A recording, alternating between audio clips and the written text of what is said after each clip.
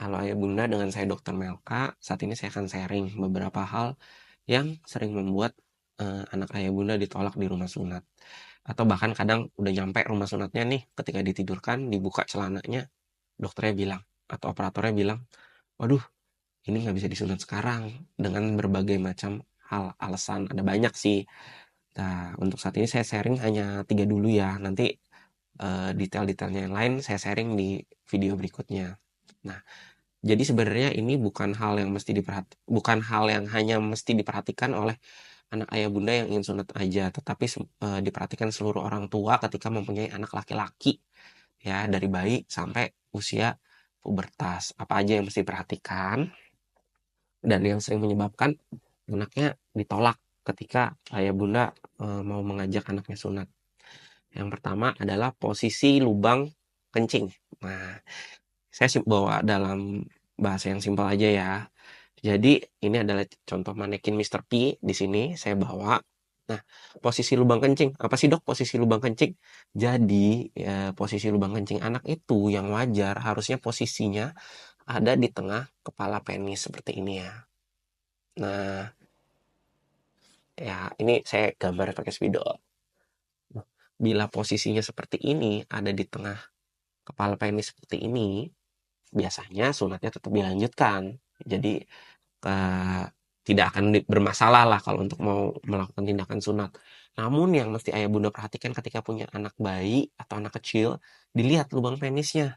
Jangan-jangan dia kalau kencing tidak dari tengah, tidak dari lubang ujungnya. Bisa jadi dari bawah, dari lehernya nih, lehernya Mr. P, atau dari pangkalnya Mr. P. Ya. Nah, kalau lubang Mr. P-nya ada di tengah seperti ini, ya,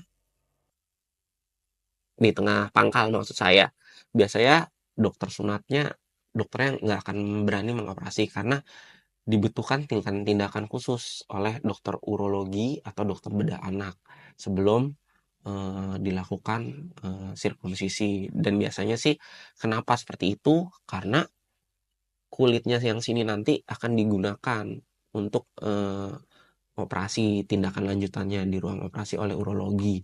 Jadi biasanya oleh dokternya ditolak. Jadi biasa kita sarankan untuk ke urologi terlebih dahulu atau ke bedah anak terlebih dahulu. Jadi lubang penisnya tuh tidak di tengah sini, tapi lubang Mr. P-nya bisa di leher sini, di pangkal, atau bahkan pada beberapa kasus ada di tengah telurnya. Nah, di sini. Kalau ini udah mesti dioperasi, ya. Itu. Jadi mesti ayah bunda perhatikan. Cuman masalahnya pada beberapa kasus, pada bayi, ayah bunda kurang memperhatikan dan kadang-kadang ya mungkin karena dianggapnya masih ketutup dan biasanya pakai pampers, jadinya miss, nggak kelihatan kencingnya tuh dari mana sih, tiba-tiba pampersnya basah aja. Nah, ya bunda boleh Mr. P-nya diangkat yang anak, habis itu dilihat, oh ini ada lubang di sini. Nah, kalau udah kelihatan lubang-lubang di tempat yang selain di tengah seperti ini, ayah bunda boleh bawa ke dokter, dokter anak, dokter andrologi, dokter urologi, dokter bedah anak, untuk dicek sebenarnya lubangnya di mana, ya.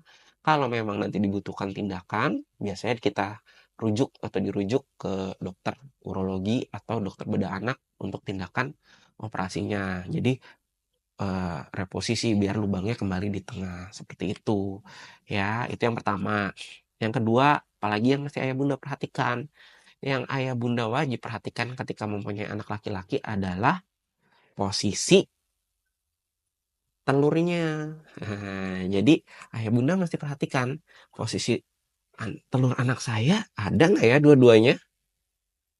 Nah, diraba biasanya, keraba. Jadi kalau posisinya sudah ada, dua-duanya sudah turun ketika usianya 1 tahun atau 2 bulan atau bahkan setelah lahir udah ayah bunda lihat, oh udah ada kok. Nah itu aman biasanya, tidak akan ada masalah. Jadi biasanya dokter sunat, operator sunatnya tidak akan merujuk anak ayah bunda ke dokter bedah. Ya biasanya kita lanjut aja tindakan sunatnya. Akan tetapi apabila telurnya, ya, tidak ada di sini. Jadi ayah bunda pas raba, loh kok nggak kelihatan? Atau ayah bunda agak tekan sedikit pakai ujung jari, naikin ke atas, loh nggak keraba telurnya.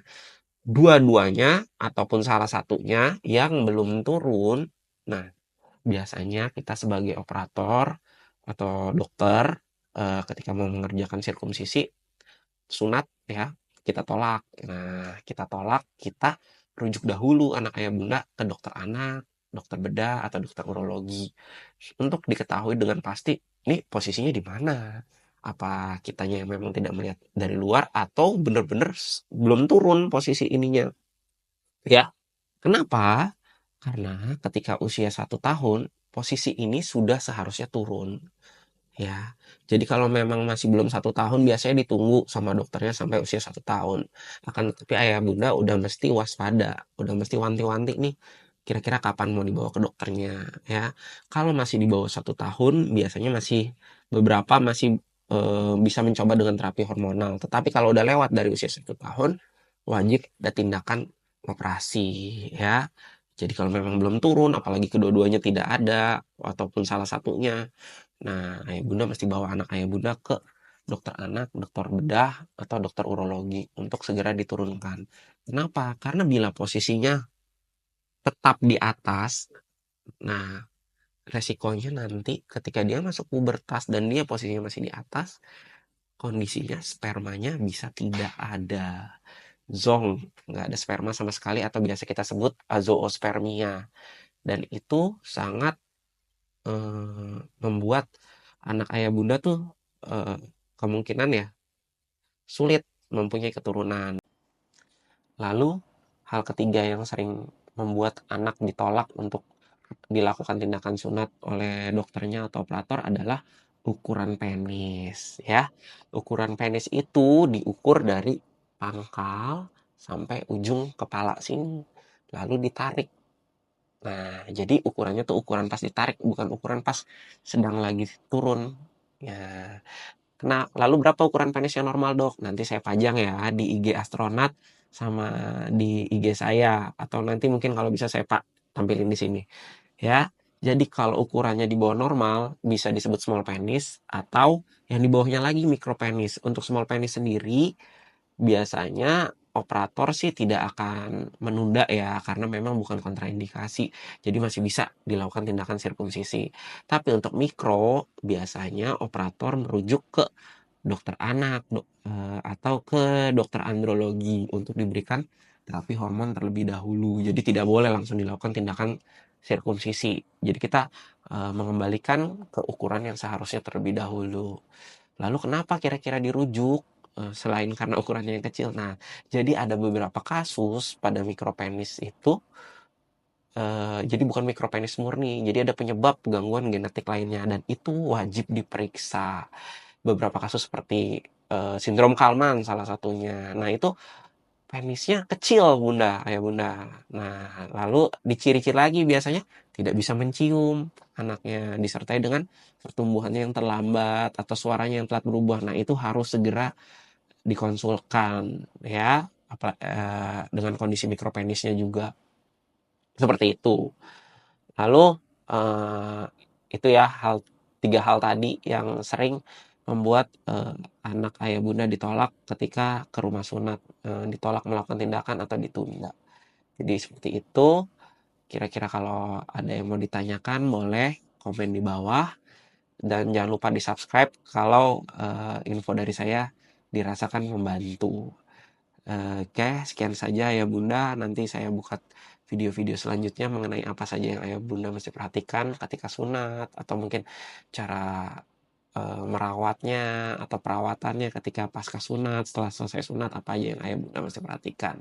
Dan juga mungkin beberapa hal mengenai apa aja yang mesti diperhatikan pada anak laki-laki mengenai Mr. P-nya. Kebetulan karena saya juga andrologi, jadi saya konsen ke arah sana. Sekian ya Bunda, sampai jumpa lagi di video berikutnya. Terima kasih.